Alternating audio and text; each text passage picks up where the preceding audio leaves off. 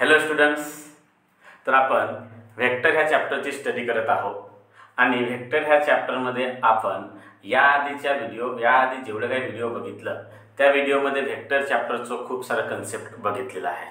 Okay, आता आपण म्हणजे या आधीच्या व्हिडिओमध्ये एक्सरसाइज नंबर 5.3 ला स्टार्ट केलं होतं आणि त्या 5.3 ह्या एक्सरसाइज मधलं काही क्वेश्चन्स या आधीच्या व्हिडिओमध्ये घेतलं होतं.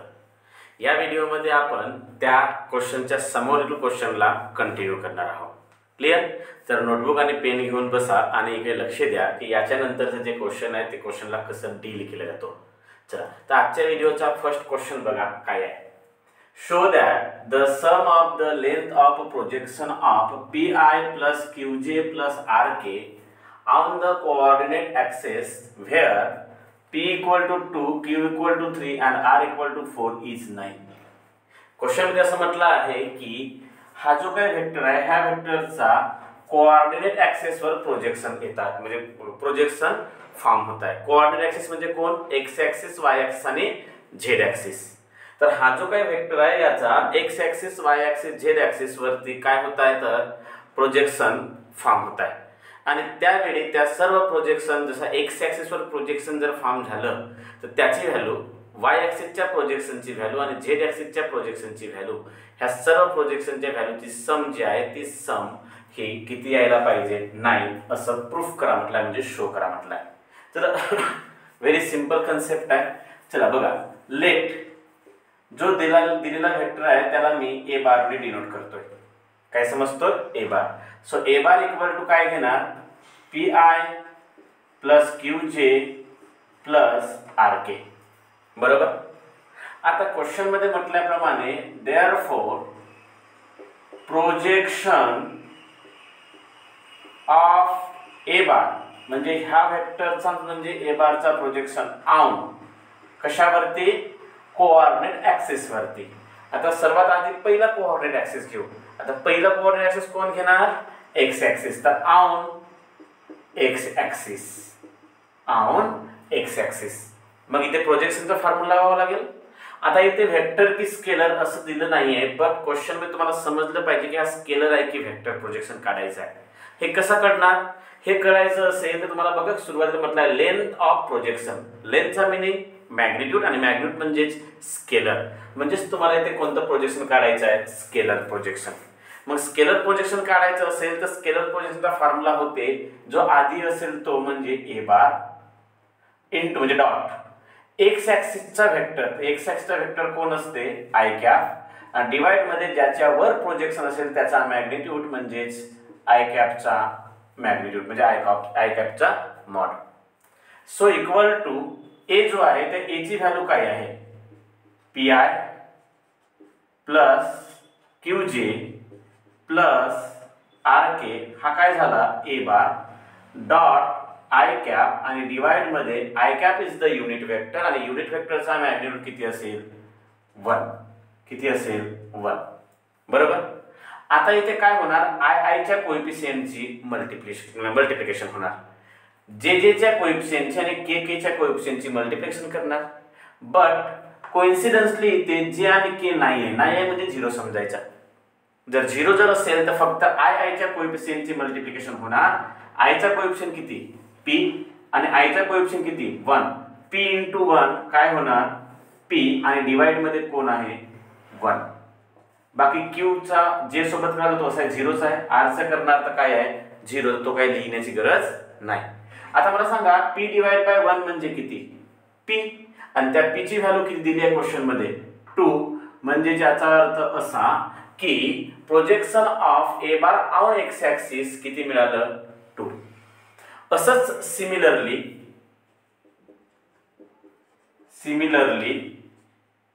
तुम्ही जर फाइंड केले की projection of a bar on दुसरा coordinate axis y axis and तिसरा कोऑर्डिनेट ऍक्सिस झेड ऍक्सिस. मग मला सांगा रे, जर एक्स ऍक्सिसचा जर का समजा तुम्हाला एक्स ऍक्सिस वर प्रोजेक्शन असेल तर P आलं होतं. वाय ऍक्सिस वर प्रोजेक्शन असेल तर काय येणार? तर R. तुम्हाला मिळणार Q ज्याची व्हॅल्यू किती दिली आहे क्वेश्चन मध्ये? 3 अँड झेड ॲक्सिसवर प्रोजेक्शन जर ड्रॉ केलं तर काय मिळणार, आर, ज्याची व्हॅल्यू किती मिळणार 4. आता या सर्व प्रोजेक्शनची म्हणजे मॅग्निट्यूडची किंवा ह्या प्रोजेक्शनची काय करावं लागेल, सम. कारण क्वेश्चन मध्ये काय करायला म्हटलं आहे, sum. So therefore sum of projection equal to काय होणार, पी ची व्हॅल्यू किती घेणार 2 प्लस वाय ऍक्सिस साठी किती आलं 3 प्लस झेड ऍक्सिस साठी किती आलं 4. तर 4 प्लस 3 7, 7 प्लस 2 9. तर मला सांगा जे सम ऑफ द प्रोजेक्शन होतं ते सम ऑफ द प्रोजेक्शन किती मिळालं, 9 मिळालं. तर अशा टाइपने हा सिंपल क्वेश्चन काय करायचा होतं, सॉल्व्ह करायचं होतं. समजलं, क्लिअर झालं. ओके, चला लिहून घ्या बरं. बरं चला लिहायचं नेक्स्ट क्वेश्चन. बघा क्वेश्चन काय आहे, determine whether A bar and B bar are orthogonal, parallel or neither. म्हणजेच दिलेले जे 3 क्वेश्चन्स आहेत ह्या 3 पैकी क्वेश्चन पैकी कोणतं ऑर्थोगोनल आहे, कोणतं पॅरलल आहे आणि कोणतं दोन्हीही नाही आहे असं आपल्याला फाइंड करायचं आहे. चला एक एक चेक करूया कोण काय आहे. तर सर्वात फर्स्ट आपण फर्स्ट वाला जो क्वेश्चन आहे त्याला सॉल्व्ह करू. फर्स्ट वाल्या क्वेश्चन मध्ये ए बार इक्वल तुम्हाला दिलं आहे -9i plus 6j plus 15k and B bar and B bar equal to तुम्हाला दिलेला आहे, बी बार इक्वल टू दिलेला आहे 6i minus 4j minus 10k. बरोबर. आता मी याला कसं सॉल्व्ह करतो बरोबर लक्ष द्या. A bar equal to -9i plus 6j plus 15k. पूर्ण क्वेश्चन इथं दिलेला आहे. आता -9i plus 6j plus 15k याला जर सॉल्व्ह करतो म्हटलो तर कसं करता येईल. तर मला एक गोष्ट सांगा, या मधामध्ये जर बघितलं तर -9i plus 6j plus 15k तिघांमधून एक 3 कॉमन निघू शकते जर काढतो म्हटलं तर 3 कॉमन काढतोय, सोबत सोबत मायनस पण कॉमन काढतो. -3 जर कॉमन काढलो तर इथे काय राहणार 3 आहे, प्लस मधून मायनस निघाला तर -6 मधून 3 निघाला तर 2j आणि प्लस मधून मायनस निघाल्यामुळे -15 मधून 3 निघाल्यामुळे 5k. इथपर्यंत समजलं, इथपर्यंत समजलं. आता या मधामध्ये 3i minus 2j plus 5k आलं आणि जर बी बार मध्ये बघाल तर 6 आहे इथे 3 आहे, 4j इथे 2j, 10k इथे 5k म्हणजे याच्या डबल बी बार मध्ये आहे. तर चालेल डबल फाइंड करू शकतो, डबल बनवायचं. डबल जर बनवलं तर याला डबल बनवण्यासाठी ते जे 2 ने तुम्ही याला मल्टिप्लाय करणार आहात ब्रॅकेटला त्याला 2 ने डिवाइड पण करावं लागेल. म्हणजे इथे ऑलरेडी -3 आहे, डिवाइड बाय 2 जर लिहिलो तर याच 2 ने मला सांगा ह्या ब्रॅकेटला मल्टिप्लाय केलं तर हा काय मिळेल 6i minus 4j minus 10k. 6i minus 4j minus 10k. मी काय केलं याला 2 ने मल्टिप्लाय केलं आणि त्याच 2 ला डिवाइड करण्यासाठी खाली डिवाइड मध्ये कॅन्सल करण्यासाठी डिवाइड मध्ये काय लिहिलं 2 लिहिलं. So equal to -3 divided by 2 6i minus 4j minus 10k म्हणजेच काय होते बी बार होतोय. काय होतोय बी बार. म्हणजे मला सांगा a bar equal to this value is called as constant means scalar. तर a bar is a scalar multiple of b bar म्हणू शकतो. म्हणजेच therefore a bar is a scalar multiple of b bar. आणि मला सांगा जेव्हा एक vector दुसऱ्या वेक्टरचा जर स्केलर मल्टिपल जर असेल तर ऑब्विसली ते 2 वेक्टर कोलिनियर असतात. कसं असतात कोलिनियर. कोलिनियर म्हणजेच कोइन्साइड असतात आणि कोइन्साइड म्हणजेच ते काय असतात पॅरलल. म्हणजे कोलिनियरचा मीनिंग आपण काय म्हणू शकतो पॅरलल. म्हणून यावरून आपण असं म्हणू शकतो की देअरफॉर किंवा hence A bar and b bar are parallel. काय असणार पॅरलल. बरोबर तर समजलं. ओके. त्यानंतर नंबर 2 तुम्हाला दिलेला आहे क्वेश्चन मध्ये. नंबर 2 काय दिलेला आहे a bar equal to 2i plus 3j minus k आणि b bar equal to 5i minus 2j plus 4k 5i minus 2j plus 4k बरोबर. आता मला सांगा जर मी याला सॉल्व्ह करायचं असेल तर हा 2 आणि हा 5 कोणी कॉमन काढून किंवा कोणी जर कॉमन काढलं तर याच्यापासून हा किंवा याच्यापासून हा मिळेल असं नाही होऊ शकत. ज्या कारणामुळे मी या दोघांचं काय करणार डॉट प्रॉडक्ट करून बघतो. मग जर का समजा कॉमन काढणे पॉसिबल नसेल तर आपण काय करू शकतो डॉट प्रॉडक्ट करून बघू शकतो. डॉट प्रॉडक्ट करून जर बघितलं तर ए बार ची व्हॅल्यू काय आहे 2i plus 3j minus k dot b bar ची व्हॅल्यू काय आहे 5i minus 2j plus 4k. So equal to i च्या कोएफिशिएंटची मल्टिप्लिकेशन म्हणजे 2 into 5 10 प्लस जे च्या कोएफिशिएंटची मल्टिप्लिकेशन म्हणजे 3 into -2 मायनस 6 प्लस के च्या कोएफिशिएंटची मल्टिप्लिकेशन म्हणजे -1 into 4 मायनस 4 बरोबर आहे. बरं so therefore a bar dot b बार जर केलं तर 10 प्लस मायनस -6 प्लस मायनस -4 तर 10 -6 -4 -10 इक्वल टू 0 ये ना. म्हणजे ए बार डॉट बी बार काय मिळालं 0. जर ए बार डॉट बी बार जर 0 मिळत आहे म्हणजे याचा अर्थ असा की ए बार आणि बी बार हे कसं आहेत परपेंडिक्युलर आहेत. आपल्याला माहित आहे की दोन वेक्टरचा डॉट प्रॉडक्ट जर 0 येत असेल तर ते काय राहणार परपेंडिक्युलर. म्हणून मी लिहू शकतो इथे की a bar and B bar are perpendicular. पण परपेंडिक्युलर म्हणजेच काय होतं क्वेश्चन मध्ये दिल्याप्रमाणे ऑर्थोगोनल. म्हणून परपेंडिक्युलर म्हणजेच काय होणार ऑर्थोगोनल. Clear okay. त्यानंतर थर्ड नंबर फाइंड करा. थर्ड नंबर काय आहे ए बार इक्वल टू काय दिलंय क्वेश्चन मध्ये 4i minus j plus 6k आणि बी बार इक्वल टू काय आहे 5i minus 2j plus 4k 5i minus 4i minus j plus 6k 5i minus 2j plus 4k. Okay बर. आता मला सांगा ह्या दोघांना जर सॉल्व्ह करायचं जर असेल तर अगोदर मला सांगा पॅरलल आहे का हे बघावं लागेल. पॅरलल कसं होणार की इथून कोणी कॉमन निघालं असतं त्यांचा स्केलर मल्टिपल झालं असतं तर पॅरलल मिळालं असतं. पण कोणी कुठूनच कॉमन निघू शकत नाही म्हणून स्केलर मल्टिप्लिकेशन होऊ शकत नाही. त्यानंतर आपण त्यांचं डॉट प्रॉडक्ट करून बघू 0 येते काय. जर 0 जर आलं तर ऑर्थोगोनल कारण की पॅरलल तर आहे नाही पॅरलल होऊ शकत नाही. मग 0 येऊन ऑर्थोगोनल होऊ शकतो काय तो बघायचं. ए बार ची व्हॅल्यू तुम्हाला माहित आहे दिलेली आहे क्वेश्चन मध्ये 4i minus j plus 6k dot 5i minus 2j plus 4k. So equal to i च्या कोएफिशिएंटची multiplication 4 into 5 20 minus 1 into -2 plus 2 आणि 6 into 4 24 बरोबर आहे का नाही. 4 into 5 20 -1 -2 प्लस 2 6 into 4 24. तर a bar dot b bar equal to तुम्हाला काय मिळेल इक्वल टू मिळेल 24 आणि 2 26 आणि 20 46 मिळेल. 46 चा मीनिंग 0 नाही आलं. 0 नाही आलं म्हणजे ऑर्थोगोनल नाही. म्हणजेच therefore a bar and B bar are not orthogonal. म्हणजे हे ऑर्थोगोनल नाही. बरं मी इथेच सांगितलं की त्यांचा स्केलर मल्टिप्लिकेशन नाही म्हणजे ते पॅरलल पण नाही.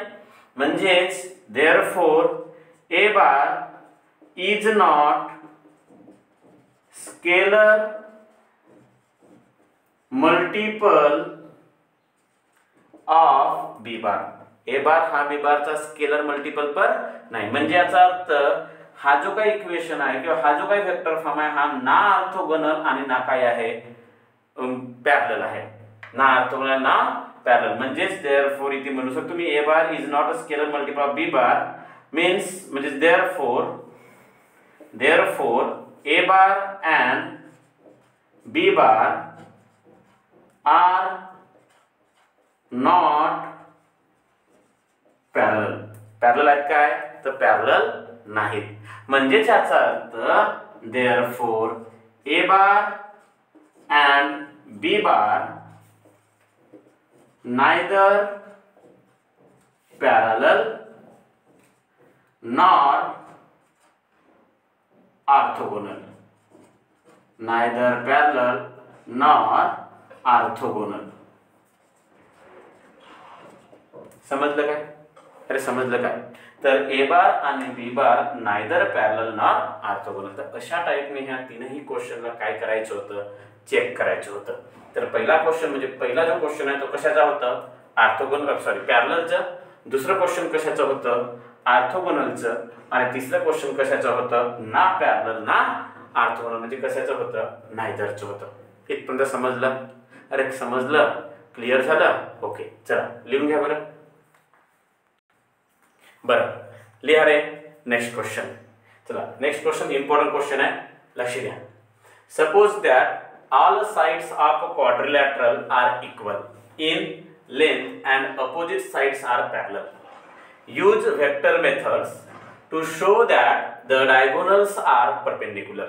काय म्हटलंय क्वेश्चन मध्ये की एक क्वाड्रिलॅटरल आहे आणि त्या क्वाड्रिलॅटरलच्या सर्व साइड्सची लेंथ कशी आहे? सेम, म्हणजे सर्व साइड्स इक्वल आहेत आणि त्याच्या अपोजिट साइड्स ह्या कसा आहेत? पॅरलल. आता मला सांगा, असा क्वाड्रिलॅटरल ज्याच्या अपोजिट साइड पॅरलल असतील तो नियर अबाउट पॅरललोग्रामच म्हणू शकतो. म्हणजे तो काय आहे?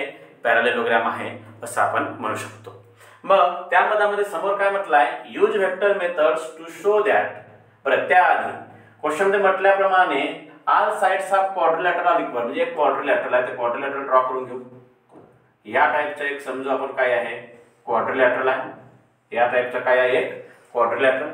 आणि ह्या क्वाड्रिलॅटरलला नाव देऊन देऊ A B C D. ABCD is a quadrilateral. ABCD is a quadrilateral. आणि समोर असं म्हटलं आहे की याच्या अपोजिट साइड्स कसे आहेत? पॅरलल. म्हणजे AB आणि DC पॅरलल, BC आणि AD पॅरलल. बरोबर. तर समजा मी इथे घेतलं की late ABCD is a quadrilateral which are is a quadrilateral. let ABCD be a quadrilateral. B पाहिजे, इथे B पाहिजे. be a quadrilateral in which मला सांगा क्वेश्चन मध्ये म्हटल्याप्रमाणे AB sir all sides are equal. Question मध्ये काय म्हटलं आहे? ऑल साइड्स कसे आहेत? इक्वल. मला सांगा साइड म्हणजे काय होतो रे? तर साइड म्हणजे मॅग्निट्यूड. म्हणजे याचा अर्थ असा की all sides are equal in length, म्हणजे सर्व साइड्सची लेंथ कशी आहे? इक्वल आहे. म्हणजे याचा अर्थ ह्या प्रत्येक लेंथ म्हणजे AB ची लेंथ, BC ची लेंथ, CD ची लेंथ, DA ची लेंथ, ह्या सर्व लेंथ कशा आहेत? इक्वल आहेत. आता लेंथ म्हणजेच मॅग्निट्यूड, म्हणजे या प्रत्येक लेंथचा मॅग्निट्यूड कसा आहे? इक्वल. म्हणजेच mod of AB bar equal to mod of BC bar equal to mod of CD bar equal to mod of DA bar असं लिहू शकतो. कारण का सर्वांची लेंथ क्वेश्चन मध्ये म्हटल्याप्रमाणे कशी आहे? सेम आहे. म्हटल्याप्रमाणे कशी आहे? क्वेश्चन मधली लेंथ सर्वांची लेंथ कशी आहे? सेम आहे. ओके. त्यानंतर यूज व्हेक्टर मेथड्स. व्हेक्टर मेथडचा यूज करून आपल्याला प्रूफ करायचं आहे की द डायगोनल्स आर परपेंडिक्युलर. तर मला इथे डायगोनल ड्रॉ करावं लागेल. एक डायगोनल काय होणार? AC आणि एक डायगोनल काय होणार? BD. एक डायगोनल काय होणार? AC आणि एक डायगोनल काय होणार? BD. तर मला सांगा क्वेश्चन मध्ये म्हटल्याप्रमाणे AC आणि BD हे परपेंडिक्युलर आहेत असं दाखवावं लागेल. आता परपेंडिक्युलर दाखवायचं आहे पण ते पण व्हेक्टर मेथडचा यूज करून, म्हणजे याचा अर्थ AC बार आणि BD बार फाइंड करावं लागेल. AC बार आणि BD बार ह्या दोघांचा डॉट प्रॉडक्ट आपल्याला काय मिळालं पाहिजे? 0. म्हणजे आपण म्हणू शकतो की या दोन्ही गोष्टी कशा आहेत? परपेंडिक्युलर आहेत. बरोबर. तर ह्या दोन्ही गोष्टी जर परपेंडिक्युलर जर दाखवायचं असेल त्यासाठी आपल्याला काय यूज करावं लागेल? कंडिशन्स. आता कंडिशन अशी आहे की क्वेश्चन मध्ये म्हटलं आहे की याच्या अपोजिट साइड पॅरलल आहे. म्हणजे याचा अर्थ असा की AB ला पॅरलल कोण असेल? DC. तर therefore AB parallel to DC and आणि काय म्हणू शकतो आपण? BC parallel to AD. BC parallel to AD असं म्हणता येईल काय की अपोजिट साइड्स पॅरलल असल्या कारणामुळे AB parallel to DC and BC parallel to AD, BC parallel to AD बरोबर आहे. ज्यावेळी वेक्टर पॅरलल असतात तेव्हा त्यांना आपण ज्यावेळी साइड्स पॅरलल असतात तेव्हा त्यांचा वेक्टर फॉर्म हा आपण काय समजतो की ते एकामेकाला कसा असतील इक्वल. म्हणजेच मी याला असं लिहू शकतो AB bar equal to DC bar. का बरं? कारण की हे पॅरलल आहेत म्हणून. And BC bar equal to AD bar असं पण लिहू शकतो कारण का हे कसं आहे पॅरलल. याला द्या इक्वेशन नंबर 1. याला काय द्या इक्वेशन नंबर 1. म्हणजे AB इक्वल टू DC बार आणि AD बार इक्वल टू काय लिहू शकलो मी BC बार इक्वल टू काय लिहू शकलो मी AD बार असं लिहिण्याचं कारण पॅरलल असल्यामुळे. तर सर्व गोष्टी माहिती झाल्या म्हणजे यांची डायरेक्शन माहिती झाली. हे आपण डायरेक्शन कन्सिडर केला, यांची ही डायरेक्शन आणि यांची ही डायरेक्शन कन्सिडर केलं बरोबर. जर मी AC कन्सिडर केलो तर याची डायरेक्शन ही असेल आणि जर मी BD कन्सिडर केलो तर याची डायरेक्शन ही असेल. आता मला कसं तरी करून AC फाइंड करावं लागेल. AC फाइंड करण्यासाठी तुम्हाला AB आणि BC माहिती झालं म्हणजे AB आणि BC या दोघांची डायरेक्शन माहिती झाली. म्हणून मी इथे यूज करतो in triangle ABC, in triangle ABC आणि याच्यावरती लावतो मी बाय ट्रायंगल लॉ. काय लावणार रे? By triangle law. चला ट्रायंगल लॉ काय होते? सुरुवातीच्या व्हिडिओ मध्ये आपण बघितलं होतं की ट्रायंगल लॉ काय होते. ट्रायंगल लॉ काय होते की सेम डायरेक्शन असणाऱ्या वेक्टरची ऍडिशन हे सेम डायरेक्शन नसणाऱ्या वेक्टरच्या काय असते इक्वल असते. बघितलं होतं. म्हणजे याचा अर्थ AC बार इक्वल टू काय होणार AB bar plus BC bar. काय होणार AB bar plus BC bar. काय समजलं काय? AC bar equal to AB bar plus BC bar बरोबर. तर अशा वेळी तुम्हाला AC bar equal to AB bar plus काय मिळालं BC बार. काय मिळालं AB bar plus BC bar मिळालं. आता त्याच बरोबर मला आता BD बार पण काढायचा आहे. काय काढायचं आहे? BD बार. BD बार काढायचं असेल तर मला त्यासाठी पण ट्रायंगल कन्सिडर करावं लागेल आणि ट्रायंगल कन्सिडर करणार इन ट्रायंगल ABD. कोणता ट्रायंगल घेणार? ABD आणि यावर पण काय लावणार मी बाय ट्रायंगल लॉ. काय लावणार रे मी? By triangle law. Triangle law जर लावलं तर मला सांगा AB बार आणि BD बार दोघांची डायरेक्शन सेम आहे आणि AD बारची डायरेक्शन कशी आहे अपोजिट. म्हणून मी इथे लिहू शकतो की AD bar equal to AB bar plus BD bar equal to AB bar plus BD bar. लिहू शकलो AB bar plus BD bar equal to AD bar. पण मला एक गोष्ट सांगा रे, या मध्ये जसं AC बार निघाला तर AC बार हा डायगोनल होता तर मला इथून कशाची गरज पडेल BD बार कारण डायगोनलची गरज आहे. म्हणून मी इथून काय फाइंड करणार BD bar. So therefore BD bar equal to AB बारला जेव्हा मी इकडे घेऊन येणार तेव्हाच तर BD बार निघणार.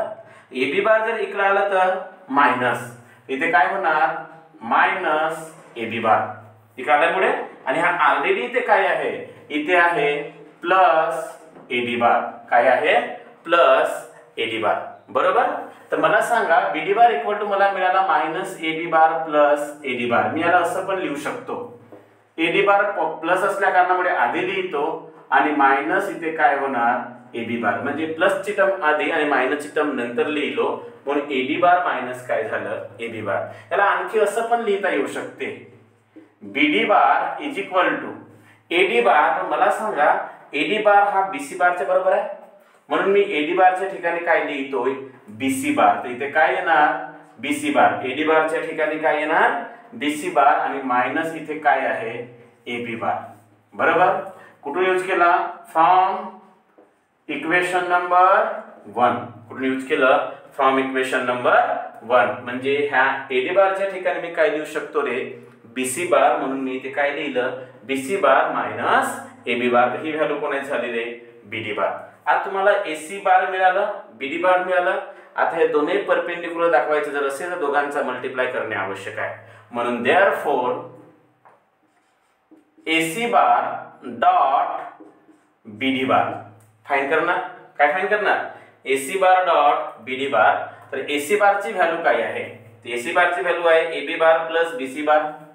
काय आहे AB बार प्लस BC बार.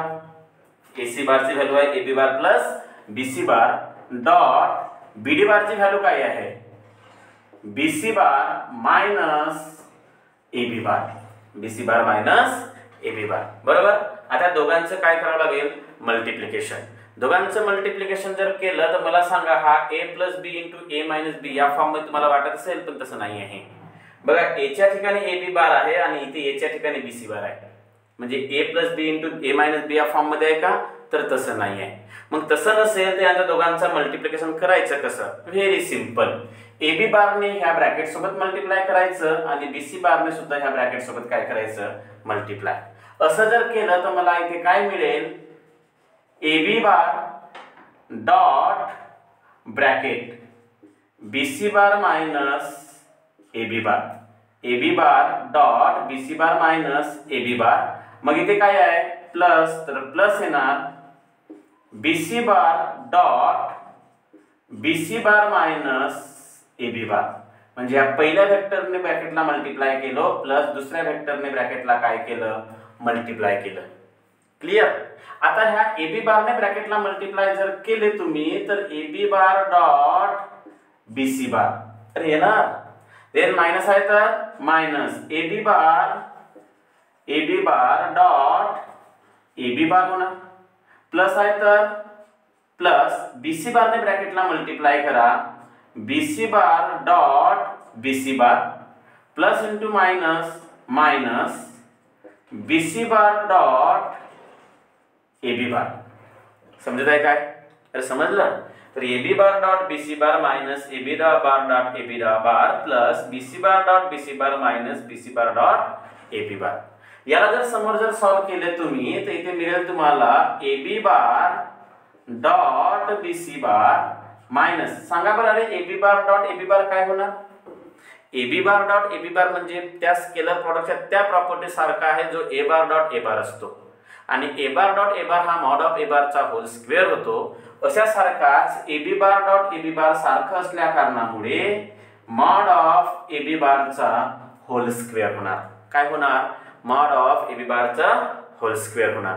त्यानंतर प्लस आहे तर plus BC bar dot BC बार म्हणजेच मॉड ऑफ BC बारचा होल स्क्वेअर. काय होणार मॉड ऑफ BC बारचा whole square. Then sign minus BC bar dot AB bar. आता मला सांगा BC bar dot AB bar जर आहे त्याला आपण इंटरचेंज करून लिहू शकतो बाय युजिंग डॉट प्रॉडक्ट.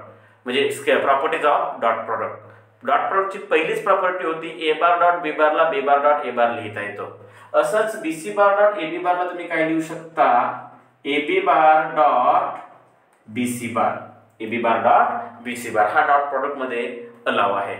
तर मला सांगा AB bar dot BC bar plus आणि AB bar dot BC bar minus cancel होणार आणि मला सांगा इथे तुम्हाला मिळेल AC bar dot BD bar equal to plus वाली टर्म आधी लिहितो मॉड ऑफ BC बारचा whole square minus mod of AB बारचा whole square.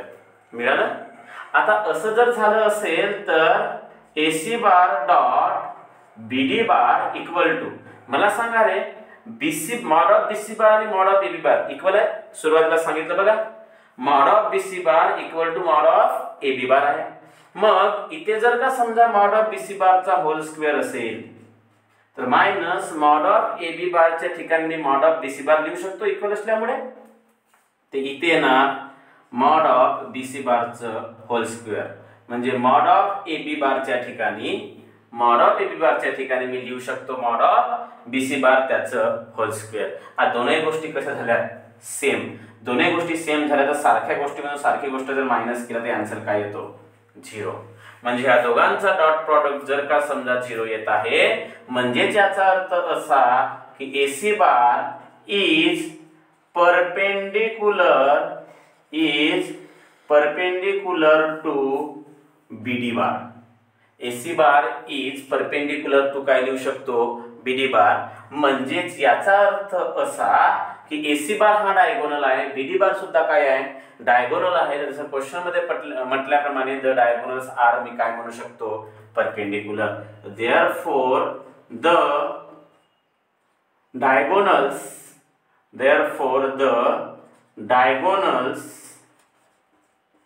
are perpendicular. Diagonals are perpendicular असं म्हणता येईल आणि क्वेश्चन मध्ये तुम्हाला हाच प्रूफ करायचा होतं. क्लिअर झालं? समजलं? ओके. नसेल समजलं तर एकदा आणखी रिपीट करून बघायचं. क्लिअर? ओके. चला लिहून घ्या बरं. चला लिहा नेक्स्ट क्वेश्चन. काय क्वेश्चन आहे बघा. Find the angle P. कोणता अँगल फाइंड करायचा आहे? P of the triangle whose vertices are capital P bracket मध्ये 0 -1 -2, Q चं कोऑर्डिनेट दिलाय 3 1 4 आणि R चं कोऑर्डिनेट दिलाय 5 7 1. ओके. बघा क्वेश्चन मध्ये म्हटल्याप्रमाणे एक ट्रायंगल आहे म्हटलाय या टाइपने एक छोटासा ट्रायंगल घेतलो मी P Q R. काय नाव दिलं रे? P Q R. तुम्हाला हा अँगल फाइंड करायचा आहे म्हणजेच P अँगल फाइंड करायचा आहे. आता P अँगल फाइंड करायचं असेल तर अँगलचा फॉर्म्युला होतो दोन वेक्टरचा डॉट प्रोडक्ट डिवाइड बाय त्याच दोन वेक्टरचा मॉड म्हणजे मॅग्निट्यूडचा मल्टिप्लिकेशन. पण त्यातले वेक्टर तर माहिती पाहिजे. मग हा P अँगल कोणाच्या मधामध्ये येत आहे तर हा PQ आणि PR च्या मधामध्ये येतोय. म्हणून आपल्याला आधी PQ बार आणि PR बार फाइंड करावं लागेल आणि नंतरच आपण काय फाइंड करू शकतो? अँगल फाइंड करू शकतो. तर व्हेरी सिंपल. आधी PQ बार आणि PR बार फाइंड करायचं असेल तर PQR तिघांचे पोझिशन वेक्टर माहिती पाहिजे. बरोबर. चला तर व्हिडिओला स्टॉप करून एका साइडला ही डायग्राम काढा आणि डायग्राम काढल्यानंतर या दुसऱ्या बाजूला लिहा जे मी सांगतो. लिहा let P bar Q bar R bar. Let P bar Q bar R bar be the position vectors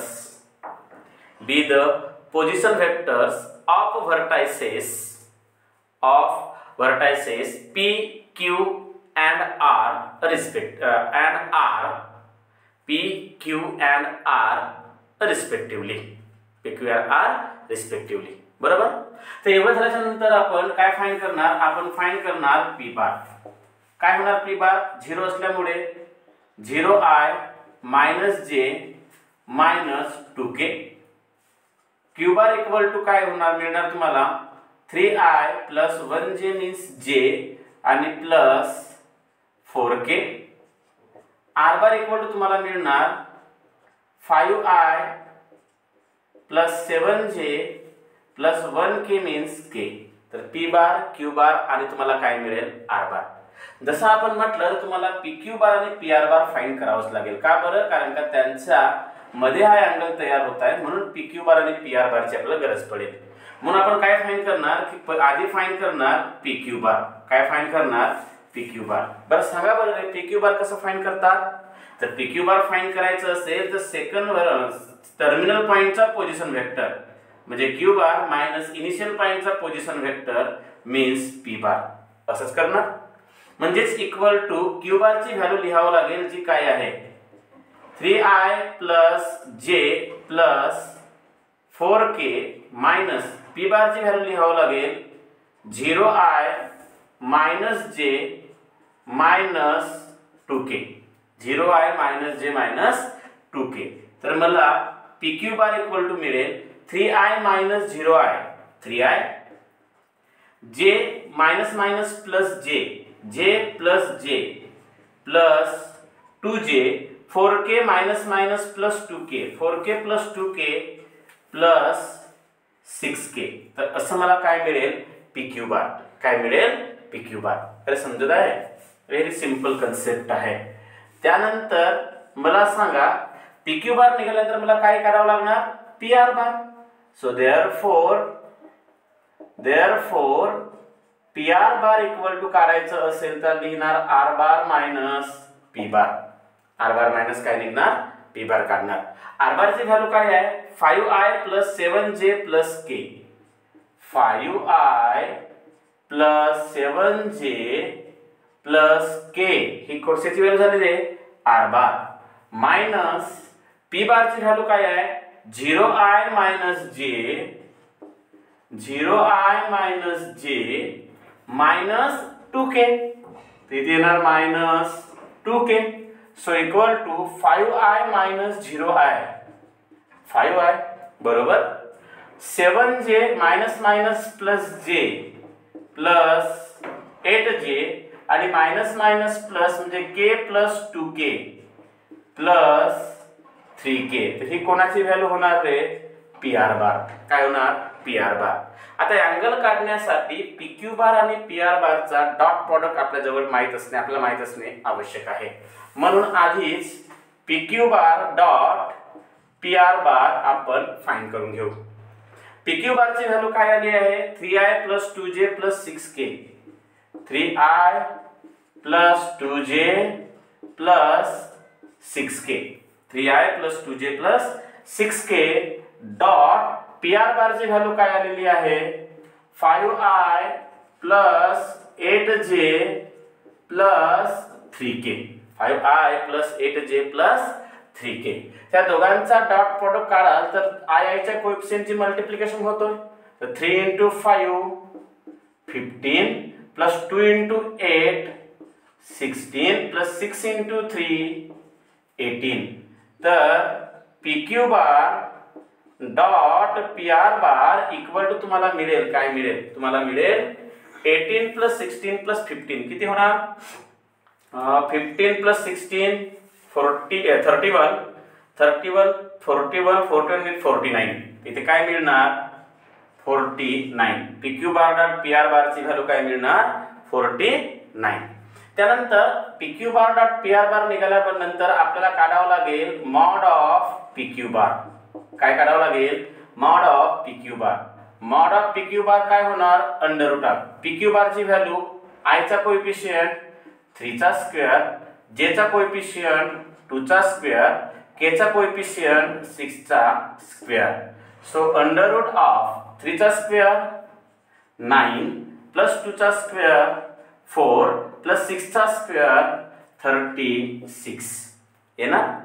असं जर आलं तर 9 प्लस 4 प्लस 36 36 प्लस 4 40 40 प्लस 9 49. तर अंडर रूट ऑफ 49 आणि अंडर रूट ऑफ 49 काय मिळणार? 7. काय होतोय? 7. तसंच तुम्ही फाइंड करणार mod of P R bar. काय फाइंड करणार? Mod of P R bar. Under root of P R bar मध्ये i चा कोएफिशिएंट काय आहे रे? 5 चा स्क्वेअर प्लस j चा कोएफिशिएंट 8 चा स्क्वेअर प्लस k चा कोएफिशिएंट 3 चा स्क्वेअर होणार. असं झालं तर 5 चा स्क्वेअर रे 25, 8 चा स्क्वेअर 64, 3 चा स्क्वेअर 9 बरोबर. So under root of 25 plus 64 plus 9 काय होणार? तर बरोबर लक्ष कॅल्क्युलेशन करा. काय मिळेल? 64 प्लस 6 70 70 प्लस 9 प्लस 4 13 13 प्लस 5 18 18 चा 8 रिमेनिंग 1 1 2 प्लस 1 3 3 प्लस 6 9 98 होणार. याला मी असंही लिहू शकतो 98 ला 2 × 49 म्हणजेच 98. 49 चा स्क्वेअर रूट 7 आणि अंडर रूट मध्ये कोण राहणार? 2. तर तुम्हाला काय मिळेल? 7 अंडर रूट 2. हे झाली मॉड ऑफ पी आर बारची व्हॅल्यू. इथपर्यंत क्लिअर झालं. आता तुम्हाला अँगल कोणता फाइंड करायचा आहे? पी. सो देअरफॉर पी जर फाइंड करायचं जर असेल तर मला फॉर्म्युला कोणता लावावा लागेल? Cos theta. पण थीटा ठिकाणी काय लिहिणार मी? पी. आणि याचा फॉर्म्युला काय होतो? P Q bar dot P R bar. काय होतोय? P Q bar dot P R bar divide मध्ये mod of P Q bar mod of P R bar. Mod of P Q bar mod of P R bar. So equal to P Q bar dot P R bar काय आलं रे? 49. इथे मिळणार 49. अरे समजत आहे बरोबर? Very good. आणि mod of P Q bar ची व्हॅल्यू काय आलेली आहे? 7 into mod of P R bar ची व्हॅल्यू काय आलेली आहे? 7 अंडर रूट 2 बरोबर. सो देअरफॉर इथे तुम्हाला मिळेल 49 डिवाइड मध्ये 7 into 7 49 under root 2. 49 and 49 cancel. So 1 divided by under root 2. ही कोणाची व्हॅल्यू झाली? cos पी, म्हणजेच देअरफॉर मी इथे लिहू शकतो cos p इक्वल टू 1/√2. काय मिळालं तुम्हाला? cos p equal to 1/√2. पण तुम्हाला cos p नाही विचारलं, तुम्हाला p विचारलं आहे. काय झालं? p जर विचारलं जर असेल तर आपल्याला माहिती आहे cos p इक्वल टू 1/√2 हे cos 45 डिग्रीची व्हॅल्यू होतोय. कशी व्हॅल्यू होतोय? 45 डिग्री. cos 45 म्हणजे 1/√2. सो देअरफॉर p ची व्हॅल्यू काय होणार? cos cos कॅन्सल, p ची व्हॅल्यू होईल 45 डिग्री. p ची व्हॅल्यू काय होणार? 45 डिग्री. तर या अँगल p ची व्हॅल्यू तुम्हाला काय मिळाली? 45 डिग्री मिळाली. समजलं? तर समजलं. तर अशा टाईपचं चॅप्टर आहे कोणतं? व्हेक्टर. आणि हे सर्व प्रूफ्स आहेत कशाचे? व्हेक्टरचे. क्लिअर? ओके. तर इथपर्यंत सर्व गोष्टी समजल्या असतील असं मला वाटतंय. आणि नसेल समजलं तर व्हिडिओला आणखी एकदा रिपीट करून बघा आणि सर्वच्या सर्व गोष्टी ह्याच वेळी, ज्यावेळी हे व्हिडिओ बघणार तुम्ही त्याच वेळी याला क्लिअर करा. क्लिअर? ओके. चला, तर आजच्या व्हिडिओमध्ये आपण इथेच थांबूया. यानंतरचे जे काही क्वेश्चन आहेत ते आपण नेक्स्ट व्हिडिओमध्ये घेऊ. तिथपर्यंत टेक केअर अँड बाय.